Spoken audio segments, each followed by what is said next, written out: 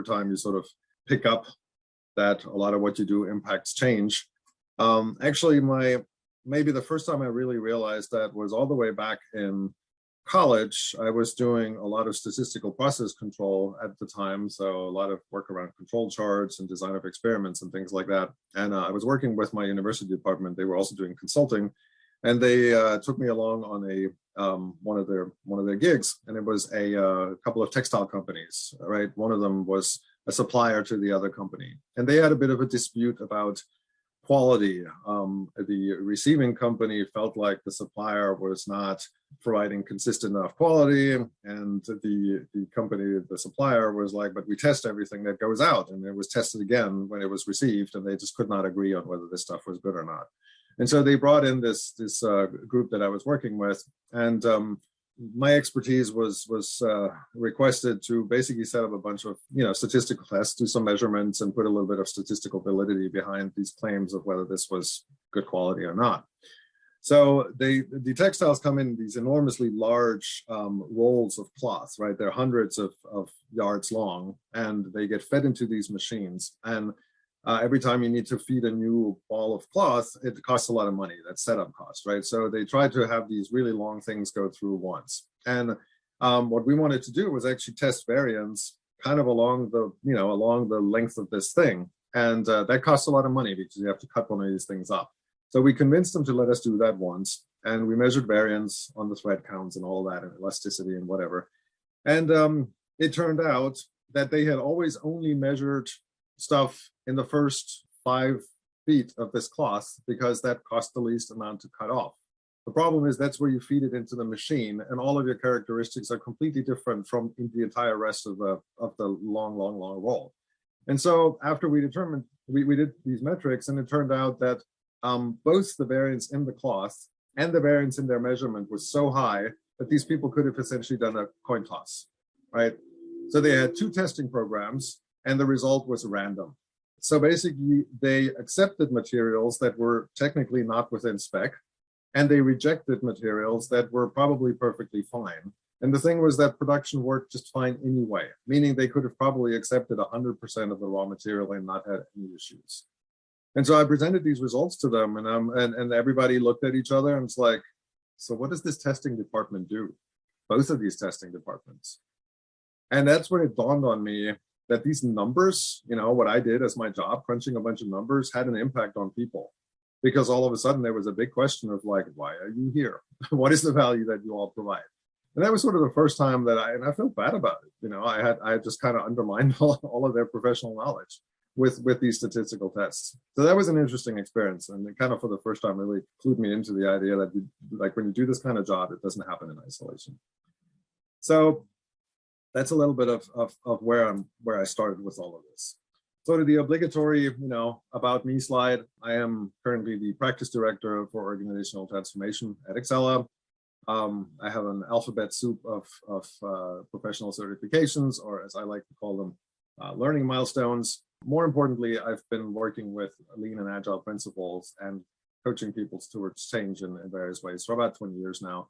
First, process improvement, total quality management, then a variety of software-related roles, and recently as a coach on mostly related to lean and agile. If you're interested in getting in touch, there's my contact info at the bottom here. Feel free to reach out on LinkedIn or send me an email if any of this is interesting enough for a follow-up conversation. So yeah, again, this is very empirical. So I'm just going to walk you through sort of 6 lessons that I've learned over time, and then we're going to have this conversation. So let's just get started with number 1. Don't spend too much time defining an ideal end state up front, ahead of time, right?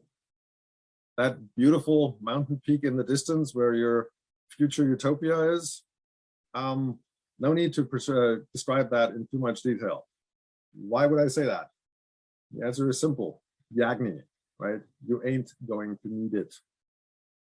More precisely, for any but the smallest changes, you're probably pretty unlikely to end up exactly where you envisioned it in the first place, right? There's just usually way too much stuff that you can't really know up front.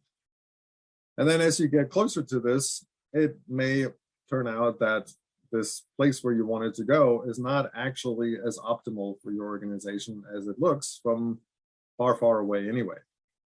Or things have changed in the meantime. Maybe 3 years ago when you started this journey, that was the perfect place to be, and now it's no longer that.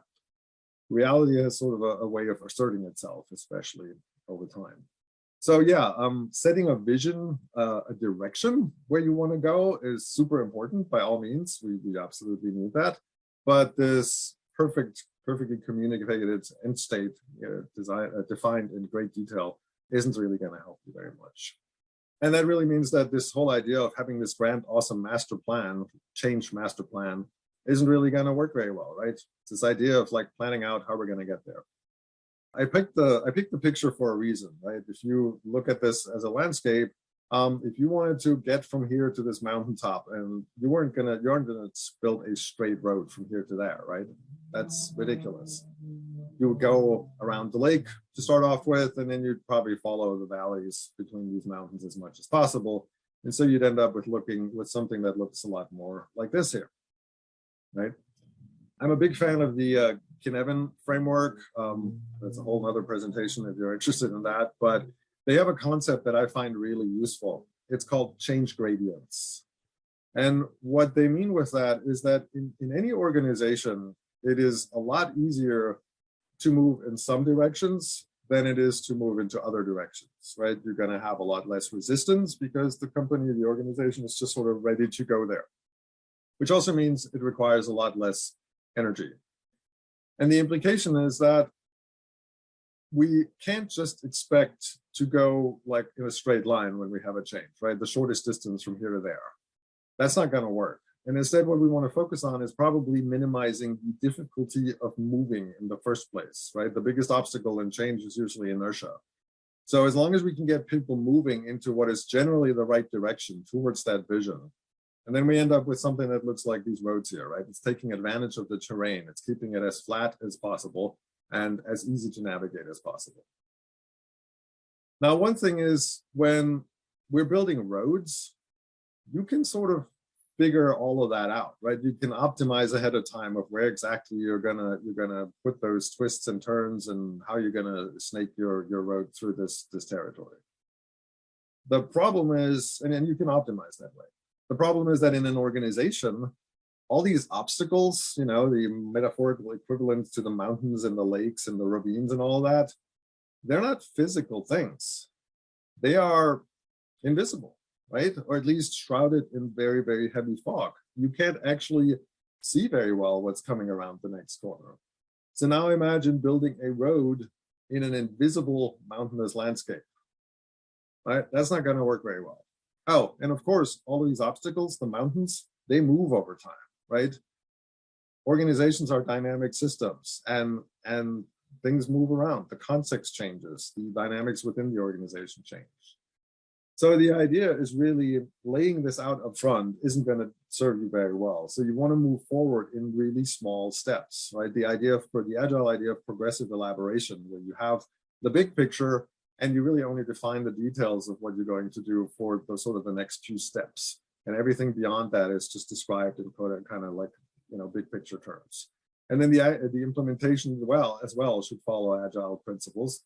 You take those few small steps, you try to move in that direction, you see where you end up. Did we, kind of like twist over to the left or twist over to the right? Where are we now? What is the next most advantageous move for us to make?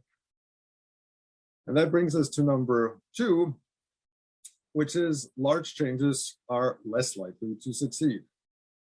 And that one's, of course, a bit, well, duh. But the thing is, organizations try to do this all the time anyway, right? Agile transformations, digital transformations, whatever transformations. The problem is that, the folks at the top, they have a lot of stake in this and they're going to want to see results quickly. There's urgency, right? So we got to get all this done in an accelerated fashion. Has anybody ever been part of a change initiative, a large change initiative that does not, for some reason or other, need to be accelerated? Right. So in order to accelerate, it means, of course, we have to take big steps. We have to compress everything. Everything has to happen at once. The problem is that's pretty tough to do.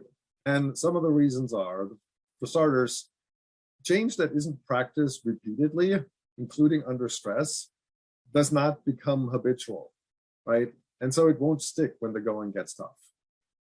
People do need to understand the why behind the change. So like we said, we do need to have that mental model, that vision of where we want to go. But once we have that, working your way into new ways of thinking is a lot easier than thinking your way into new ways of working. Meaning you have to do this and form habits. And then the second thing is also successful change at some point is going to require a lot of people to sort of co-create that new state and figure that out, right? And the larger the gap is between where you are and where you want to go, the less likely it is, frankly, the more people you need involved, and the less likely it is that a critical mass of all these people will have enough incentive, bandwidth, and ability to make that switch at the same time, in the same direction, at the same pace. This is actually one of the reasons why this wholesale adoption of large process frameworks usually fails. For the Agile folks here, SAFe is sort of the big boogeyman there. And it's not because it's necessarily bad from a content perspective. There's a lot of good stuff in SAFe. But the problem is that it's being bought, and usually it's sold that way too, as a shortcut to get us there faster. It's transformation by numbers. But if we throw all of this stuff at people all at the same time, they just don't have enough time to absorb the underlying reasons of why should we even do this thing. And then, of course, we don't invest enough in training anyway, usually, because realistically, a 2-day class has changed exactly nobody's lifelong habits ever, right? And then, of course, large change is so disruptive that people don't have the bandwidth to perform all of these new rituals well, right? Because they're still actually need to produce value. They're still doing the stuff that they're doing. And so the adoption ends up being shallow. If at all, it's at the process level. And at the same time, people hold on to as much of the old way as possible because that part runs on autopilot. So they don't actually want to let go of that because that's easy, comparatively speaking. And so you end up with this hodgepodge of what is adopted and what isn't. And usually it's this sort of Franken process that is even more dysfunctional than what you were trying to change away from. So a big role of leadership in that respect is to make the right way the easy way, right? Identify obstacles to doing things a new way and then remove them as much as possible. And I mean, there's the obvious stuff, but there's also obstacles coming from other sources, incentives and constraints that come, don't immediately relate to this change that we're trying to make. Could be things like appraisals, promotion criteria, budgets, compliance is a big one. They can prevent a lot of change very successfully. And then, of course, there's the politics and power plays and all that stuff. And one additional reason why this can be harder than it needs to be is something I really fully realized only recently. It's functional separation. The more functional separation, the more silos we have, the harder it is to change. And the reason for that is that the sphere of control that each of these little silos has is actually too small to achieve any sort of meaningful change by themselves, right? They only do one thing. They can change that. But in the bigger scheme of things, that doesn't really matter. And so in order to really make a difference, they depend on others. And when we want to, when you depend on others to make this change happen, then again, we need to have all of these people want the same change at the same time. They need to have the authority to do that and the time and the bandwidth and the resources. It's really back to that co-creation point from the last slide. But it is worth pointing out that silos, functional separation, excessive optimization towards quote efficiency is going to make this harder and harder. It's really bad for change. And that actually, interestingly, is a huge argument for cross-functional teams. It's not just that cross-functional teams are better at performing because they have all the skills in them that they need to create value. It is also that they are actually empowered and enabled to improve because they control the entire end-to-end process, right? So not only do they perform better, but they are much better at improving how they perform. And this whole bandwidth conversation gets us to number 4, right? Some things gotta give. If your big important change is everybody's part-time job, then what are you communicating about how important that change really is, right? Because change will make you less productive initially. And it's not just that dip after you make the change, like, in that famous change model where like we've implemented our change, our productivity goes down. because everybody has to relearn how to do things and build the new version of all the informal relationships and the secret handshakes and all that stuff that really get things done. The thing is, you will also, and you should be less productive before you implement anything, because somebody's got to figure out what this change should look like. And the people who should figure that out are the ones doing the work, because they know what needs to change. And it takes capacity for them to do that, to figure out what the right change should be, which of course is another reason for making smaller changes, because that way it takes less bandwidth at a time to figure out a small change than to figure out this grand new, big state of things. And one thing I've learned is that in order to enable that, you really want to start with simplification and ruthless prioritization as the first things before you start some sort of big change journey, right? Make space for that change work by removing the clutter, the busy work, the waste, the muda in Kanban terms, and also kick out anything except for your highest value activities. And of course, if you're listening to this, you're probably saying, well, that's change right there.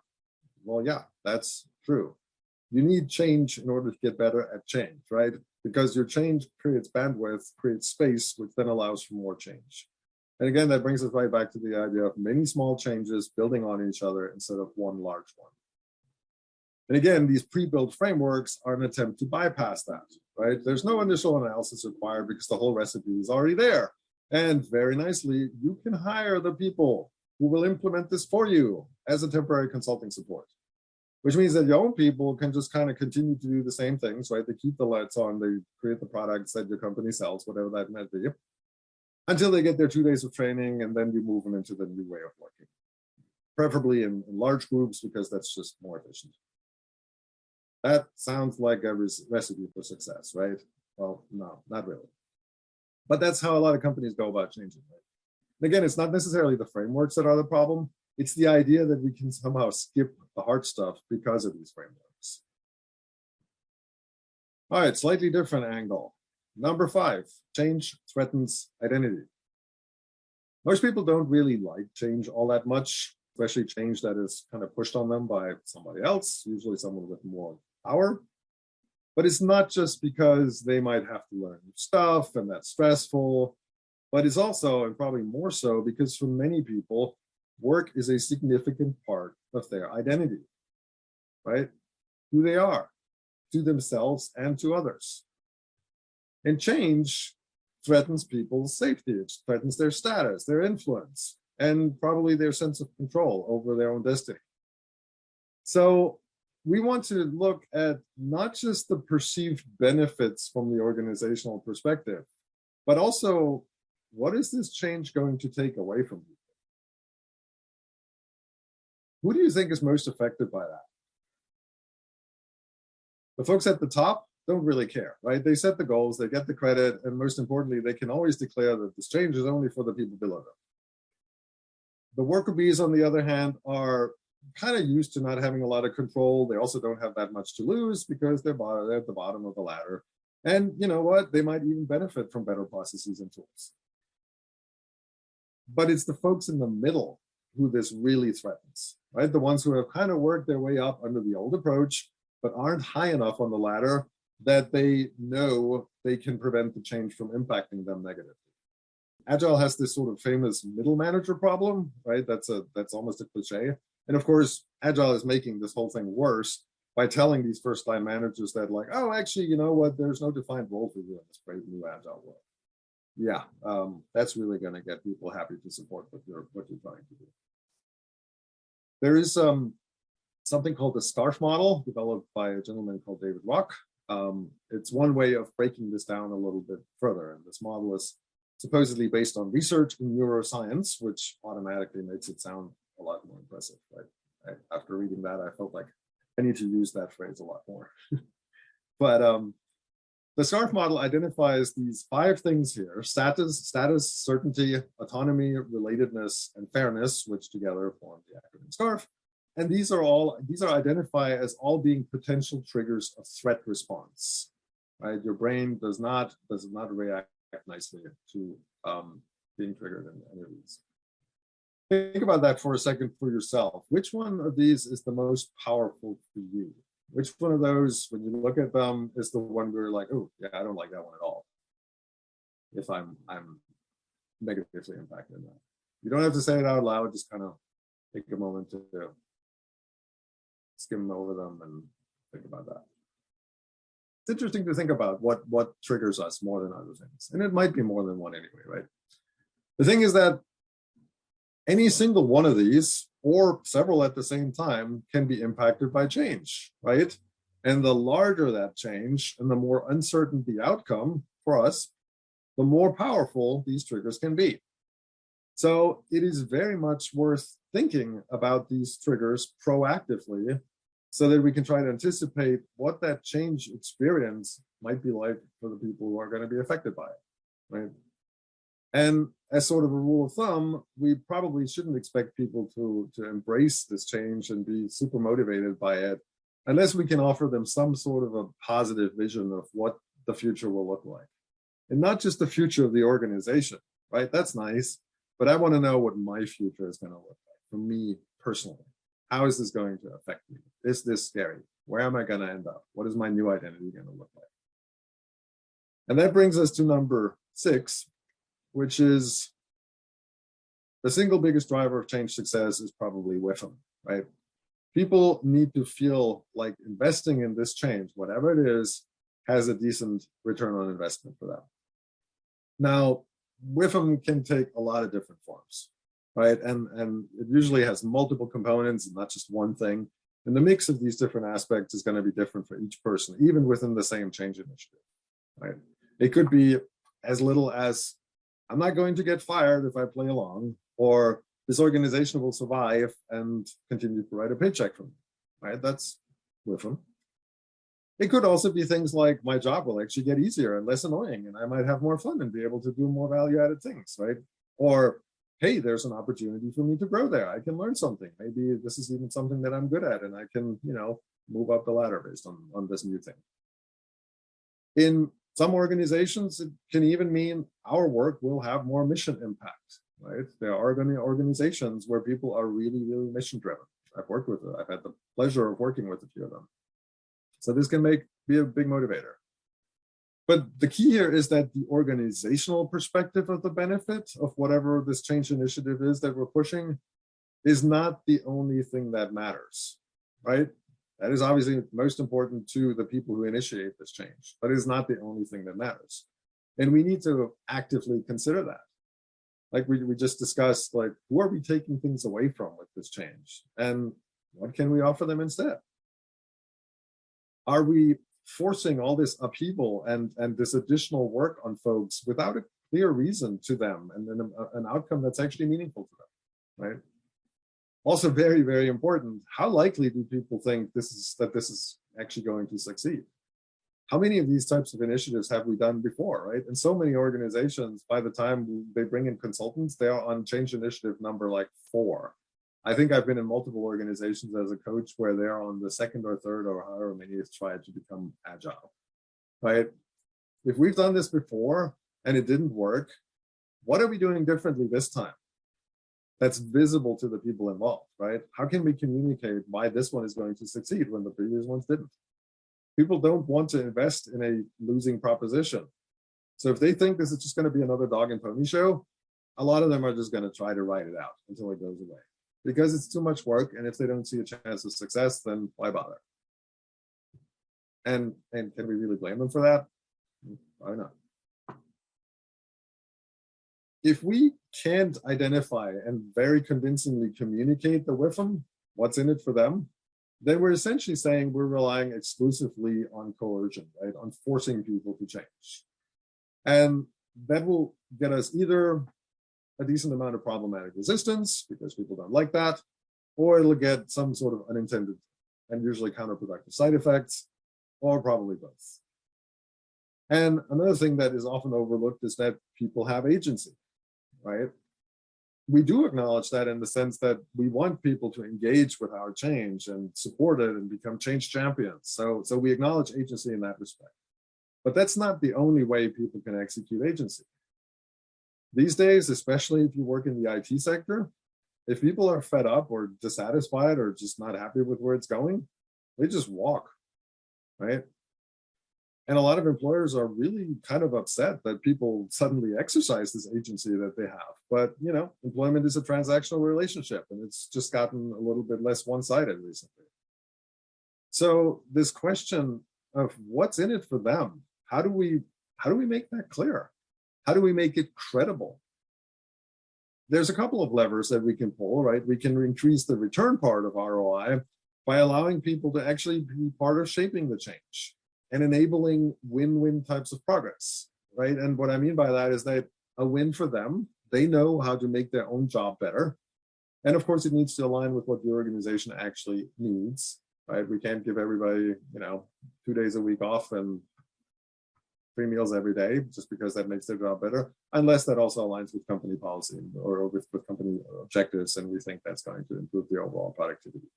That's why it needs to be win-win, right? Both of these sides need to be represented. But if people are involved in the change, they might get more out of it because they have an input on what actually happens. And we can reduce the investment part of it by making the change relatively painless, right? Make the right way the easy way. And what's the easiest way to make that happen? Again, small steps, right? Because small steps are less demanding. And together, that sounds a lot like Agile done well, right? Small, empowered teams making small steps for continuous improvement. Now, for significant changes, like one of those digital transformations, for example, I don't think we can rely exclusively on bottom-up initiative, right? Somebody at the top does need to set the expectations, the big vision, and also the guardrails at that big picture level. Otherwise, we are pretty likely that we're going to end up with a bunch of local optimization, right? People see the stuff around them and they optimize that, but it may actually make things worse in other areas that they don't really have any visibility into. I think that idea that priorities and alignment are set sort of from the global view, and the implementation happens at the local level is sort of the original idea behind stuff like OKRs. But again, we need to consider the individual benefit calculation for people that are going to be affected by this change.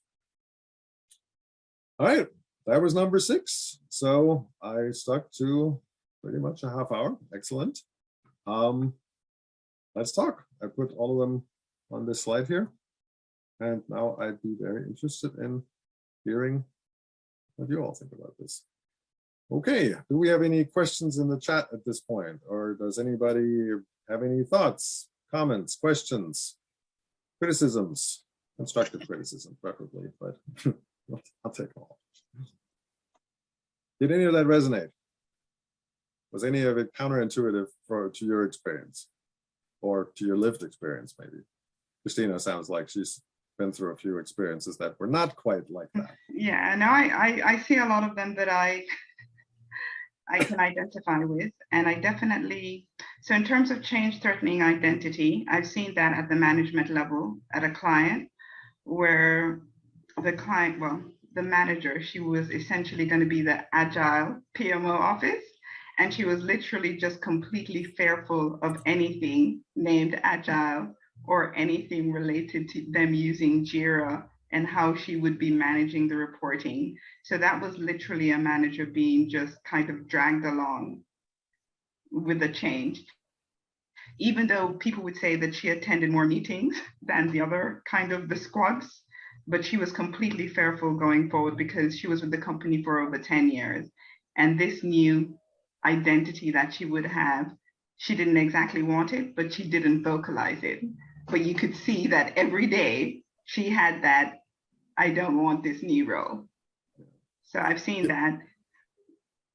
Yeah, I think that touches on a really important aspect. Thanks for sharing that story, because it's worse when the conflict is unresolved, right? When it's unspoken, when people are too afraid to even, because it's not the right thing to say, I'm not okay with this, right? And we don't offer people help on resolving these conflicts. And so it kind of keeps, festering, and it just gets worse over time.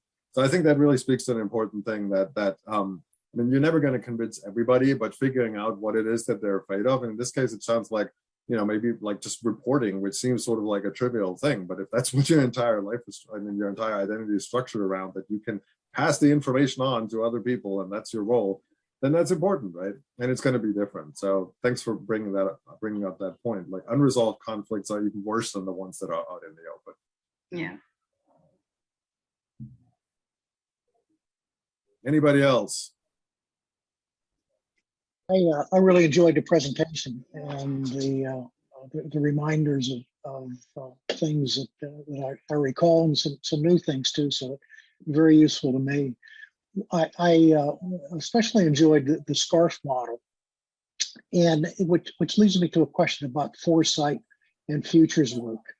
Do you see that trying as part of not going against the first one there? Don't define an ideal end state, but do you find it useful for you to try to define the types of forces that are going to be arrayed with and against the organization that is going to force it to change, whether it wants to or not? It reminds me of an old line from the Chief of Staff of the Army who said, if you don't like change, try irrelevancy.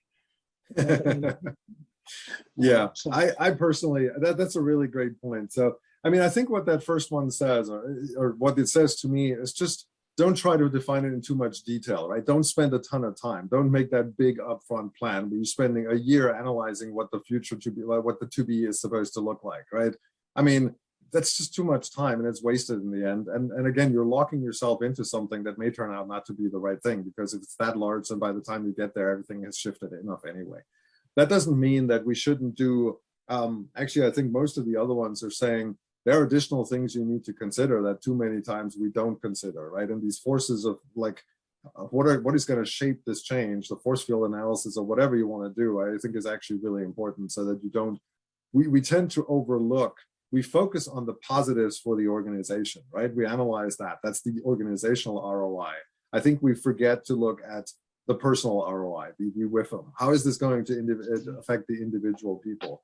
Because these individual people are what make up your system, right? And their responses is going to shape whether this is going to work for the organization in the end or not. And so in many ways, this is just a reminder that you do not get around your people being okay with this change. No framework is going to get you around that. No organizational benefit analysis is going to get you around that. You need to look at the individual people. And the mix for all of these people is going to be different. So I said earlier, I was kind of joking that the one line summary of this presentation is it's hard. It's a lot harder than we'd like it to be. There is no single plan. There's no single communication method that's going to convince everybody. One of the bullets I didn't leave in is that don't bother sending a lot of emails from some sort of central headquarters function, right? Try to find peers who are going to endorse this change. Because I've been in so many organizations where the people out in the field, if it doesn't come from someone they know, they don't even read it, right? You can have a wonderful communications plan that gets sent from the Agile PMO, and they're like, it doesn't even get opened. It needs to be someone close to them. That's why the change champions are so important. But yeah, it is really a reminder to the organization. The organizational perspective is not the only thing that matters. And so I think what you're doing, and some of the vision, some of the reasoning, in my opinion, also needs to be the bad stuff, right? Organizations don't just change because everybody's happy. They change because there's pain and threat to the organization. And so saying, hey, we're in danger of becoming obsolete in 5 years if we don't get on this now, I think is a powerful motivator, and people need to hear that. And some people are going to decide to bail, but that's too bad, right? Everybody else is too complacent, and inertia is the biggest thing of why it's not going to happen. So to your point, describing why we need to change, including the negative threats, is in my opinion important, but other people might have different views on that. And the trade-off depends a little bit on your company culture, I guess. We have several hands. thank you. Did that kind of get to, get to things? Yes, thank you so much. Cool. And if other people have different answers, then please jump in there, right? It's not just Q&A. This can also be just a discussion. I mean, I'm going to try to answer the questions, but please jump in. Lori has a hand up.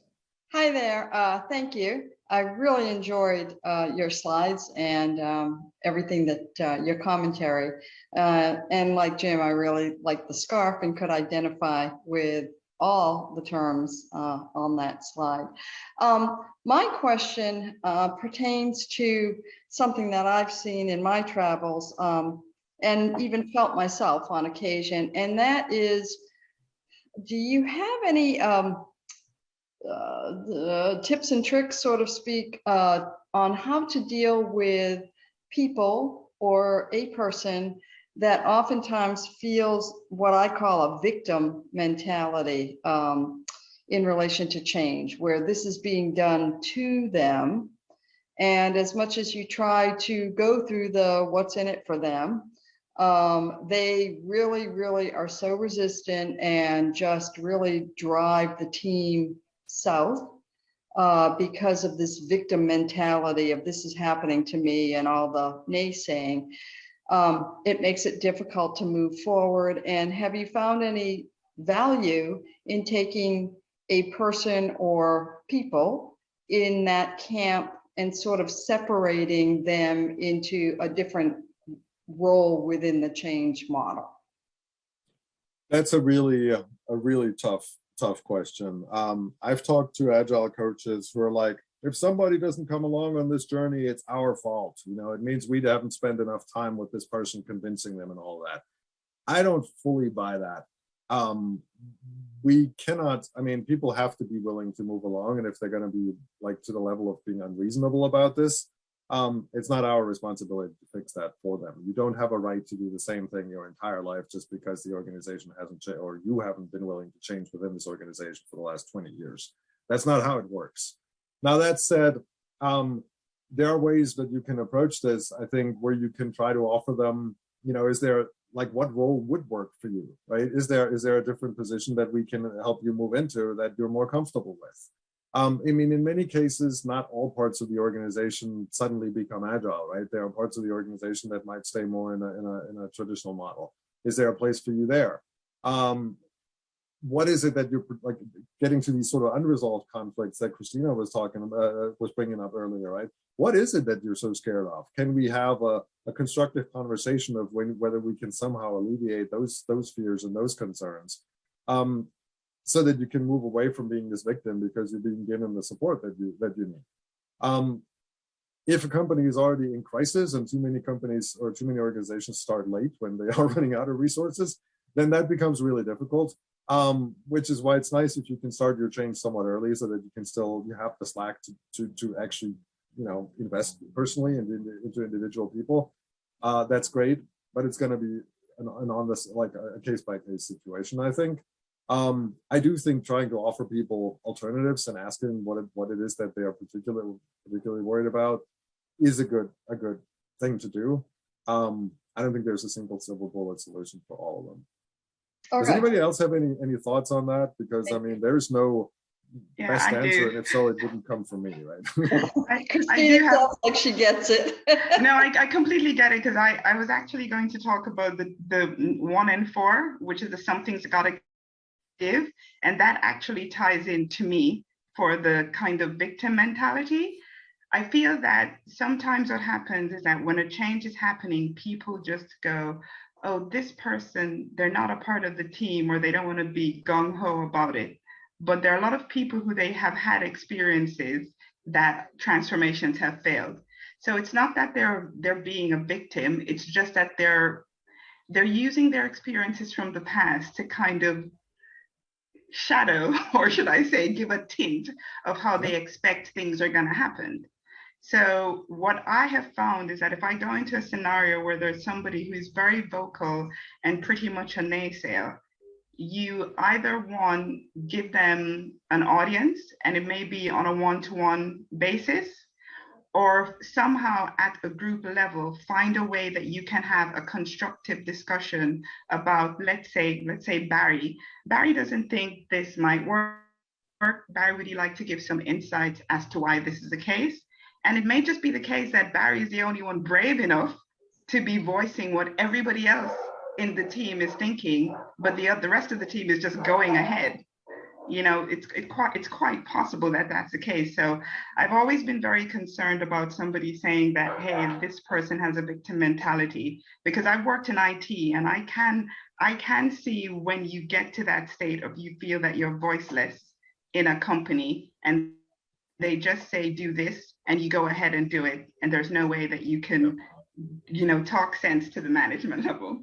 But I wanted to add, in terms of regarding to one where it says don't spend too much time defining an ideal state. I've literally worked on a project where, for a personal ROI, we had several different teams working with a business analyst for an API platform that was going to be delivered. And because they were focused on a waterfall delivery, a lot of people wasted time sitting with a business analyst to create this perfect thing of how we were going to use the platform and how it was going to be perfect. And 6 months down into the project, they changed it to a technical enablement project, which therefore means all of the work that we did was wasted. And it was just like, hey, everything you thought, just forget about that. We were only doing enablement. So a lot of people have that thing of something's got to give, because you spend all of that effort going, we have to do this, we have to define the perfect state.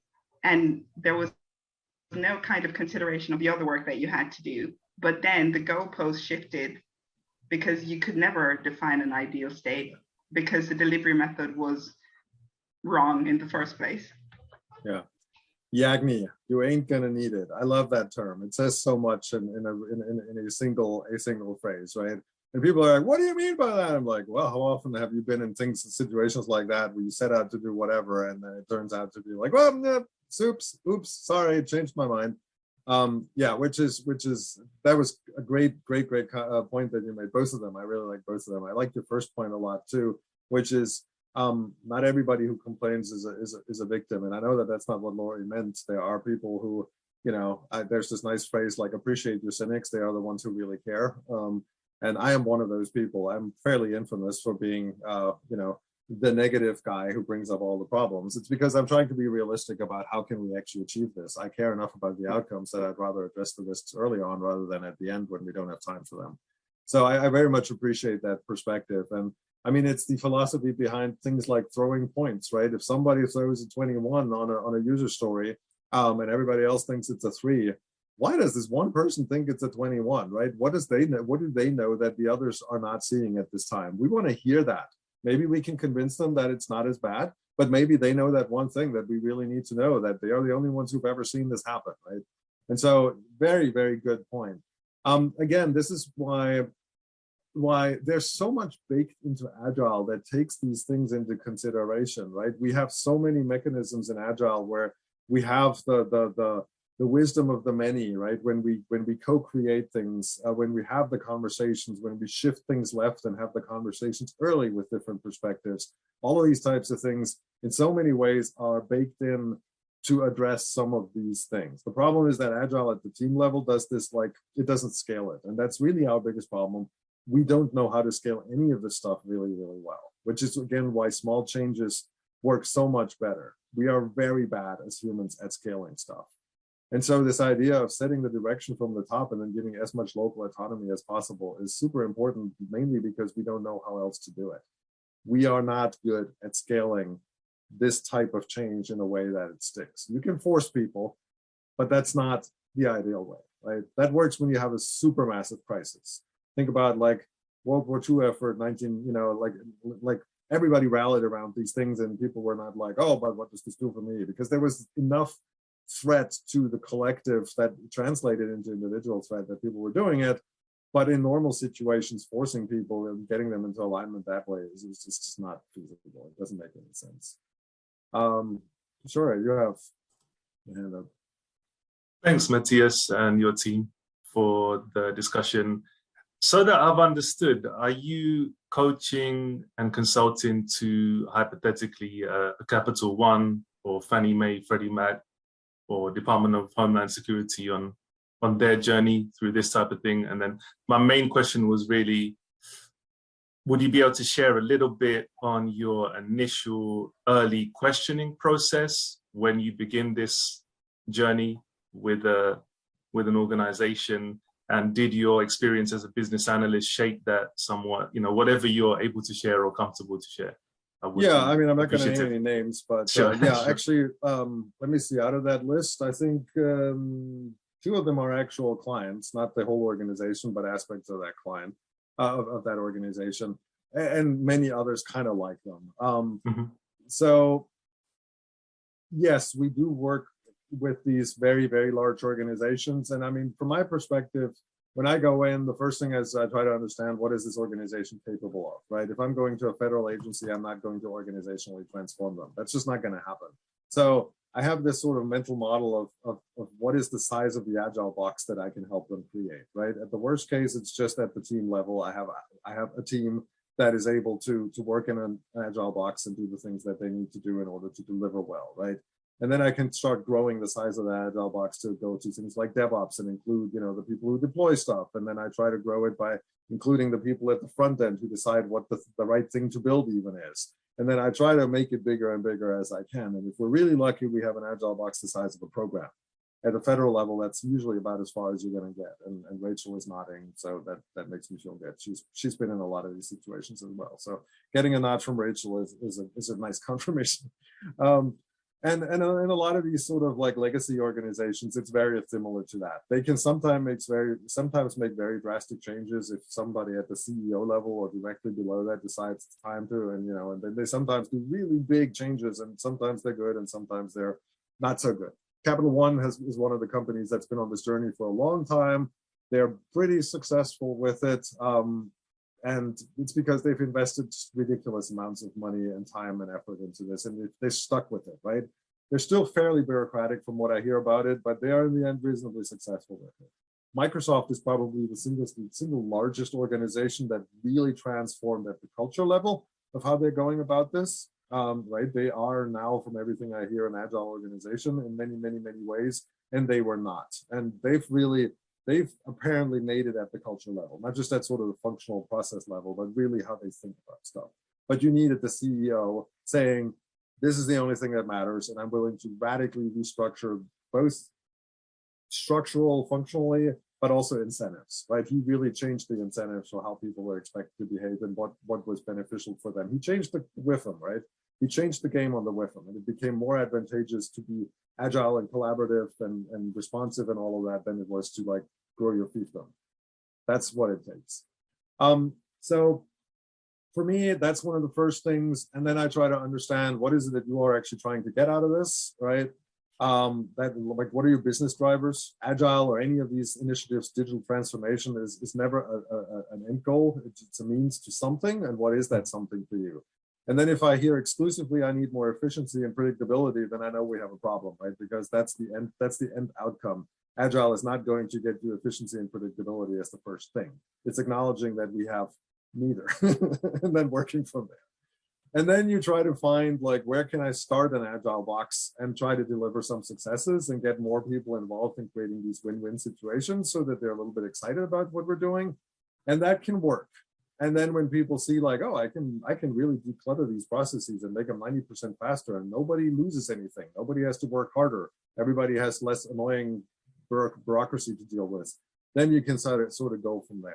And that's where, yeah, my BA experience definitely comes into that. I have a very strong background in process engineering and things like that. And it's very, very successful in trying to help people like, hey, here's where we can remove some of that cruft, right? All that stuff that has overgrown over the years. Let's try to simplify that and then all be happier afterwards, because you get buy-in that way if you can actually help people to get to that. Is that a good enough answer?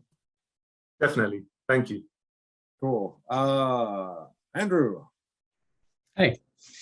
I'm going to dig into the Cynefin stuff just kind of peripherally. I was hoping you would. Because so one of the things in the Cynefin model that's, I think, important in this context is talking about governing constraints versus enabling constraints. So for anyone not familiar with it, governing constraints are kind of limiting the possibilities by saying like, you can only go this fast on the highway kind of thing. And enabling constraints are more like to produce action. So there'll be things that are actually like limiting the possibilities in order to create more progress, more motion, more productivity. And the question that I have is, if you're looking at governing constraints and you're looking at the power structures, kind of the influence that someone has over a system, like a CEO, for example, when you're looking at how big you can make the agile box, I'm curious how that changes with different agency structures. So if you have a more distributed agency structure where it's a flatter organization, how do you think about creating the agile box in that space versus a more hierarchical, like top-down power structure? Because it seems like once we get into, okay, so we're going to create an agile structure in order to kind of set direction from the top and then give local agency. When you go into this iterative design, understanding that you're going to actually be kind of creating an evolved resolution as you go along, how does that actually change during the process? So I'm kind of looking at the dynamics of like agency distribution versus scoping the size of the agile box. That's a really interesting question. You know, full disclosure, Andrew and I occasionally have nerdy conversations about Cynefin and complexity and things like that. So, which is a lot of fun. And if you're interested in Cynefin and want to learn more about it, I have a presentation about that online. So ping me, and I will be happy to share a link with you if that's interesting to anybody. If you're a consultant, it should be interesting to you because at least for me, it shapes pretty much everything I think about it, or the way I think about consulting. It is a sense-making framework that basically tells us there's different types of problems, and the main sort of differentiation is predictable problems versus unpredictable problems. And you need different solution approaches in these different domains, as Cynefin calls them. So a hugely important sort of meta pattern for almost everything we do as like really anybody in knowledge work. And even not in knowledge work, because some of these domains are for stuff like, you know, very suitable for stuff like manufacturing. So it's helped me a lot kind of trying to figure out what's appropriate for what type of problem that I'm dealing with. So to your question, Andrew, I'm thinking a lot about structure and the ability to change recently. I kind of touched on that a little bit with what I said about functional silos earlier. And I would say the Agile box, every time you start trying to include something in your Agile box that is reports up a different vertical, right? The higher you need to go before the verticals merge, the more difficult it's going to be to include that in your Agile box. Because the incentive and the ability to collaborate gets harder and harder when you have a different vertical. And the reason is partially just because the objectives, the goals, the incentives, the directives, even the priorities, right? Just in terms of queuing, they have other stuff in their queue that might not have nothing to do with what you care about right now. And so it gets a lot harder the further that sort of hierarchical distance is. In some cases, these silos are specifically built to enforce the separation, right? I work with a client right now who's really big on Sarbanes-Oxley and COSO, and I still don't know what COSO actually stands for, but it's separation of duty, segregation of duty. So they actually specifically say that this silo has to be separate from the other silo. And we're not allowed to talk to each other, and we're not allowed to empower you to do things yourself because you might do bad things and that violates compliance. That's a huge problem. So one of the things that I've gotten a lot more curious recently is sort of agile governance, or what's called continuous compliance, right? How can we embed some of these necessary checks into our agile mechanisms so that we don't have this functional separation on a sort of manual case-by-case basis where everything is a queue that somebody else has to deal with on a manual basis. So yeah, I mean, I do think that flatter organizations have an easier time with this. I mean, there's a reason why when we look at all these, you know, super advanced like teal organizations and things like that, they're all super flat. They barely have any leadership at all. They are like, we are, self-organizing into teams to address whatever needs to be addressed right now. I don't know that that works for every organization, because there's things where if you constantly reorganize into new teams, you have no institutional knowledge. And in many organizations, that doesn't work if you lose all that organizational knowledge all the time. But I think one way that organizations are trying to address this is this idea of value stream integration, right? Where you identify like all the things that are required from beginning to end to create value in a particular way for a particular customer. And I think value stream integration is an attempt to make the hierarchy flatter and to advance your agile box along a particular set of processes that has one focus on one particular outcome, whatever value that value stream is creating. And that ties into things like, project to product. You might have heard about that. The product is the value stream, right? And that's a huge conversation, but that's kind of my current thinking around it. I don't know. Do you want to follow up on that, or is that?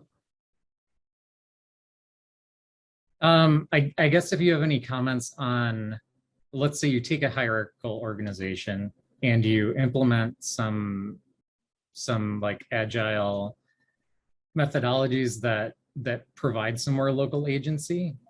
When you're looking at expanding that into the organization, I'm interested to hear your thoughts on the dynamics of how kind of scoping or defining that space changes with the changes in agency. I'm not sure I'm gonna hit exactly what you're after, but one of the things is maybe at least somewhat related. Like, one of the things I notice in my current client is that everything they do operates as one gigantic network, right? Everything that happens, like all the flows that go through, there's really, it can go any number of different ways, and any node in that network gets inputs and requests from all kinds of places. So it's just all one gigantic network. And again, I think the scoping that I've sort of recommended to them is to see whether they can at least try to cut that down into canals, right? Like channels, where you still have sort of a smaller, thinner network within that channel, but it's less. The complexity of the number of nodes that need to talk to each other goes down a little bit. And you're never going to make a knowledge work process completely linear, right? That's not how knowledge work works. It's not like one step after another. There's too many variations, and stuff goes back and forth and all of that. But if you can go from a network that's this, wide and has everything talking to everything in unpredictable ways, to having maybe 3 channels that are each kind of like that, and then there's still sort of variation between them. That scoping makes it a lot easier to get more responsive and agile within each of these canals, which again is, I think, the idea that value streams are trying to accomplish. Yeah, and that's a good example of creating enabling constraints too. Yeah. I was going to say, to help with the Knavin framework. Yeah. I was going to say, in your metaphor earlier, right? The governing constraint is you can go 100 miles or 60 miles an hour. The enabling constraint is, here's your road. This is not road. This is road, right? That's a good way of thinking about it.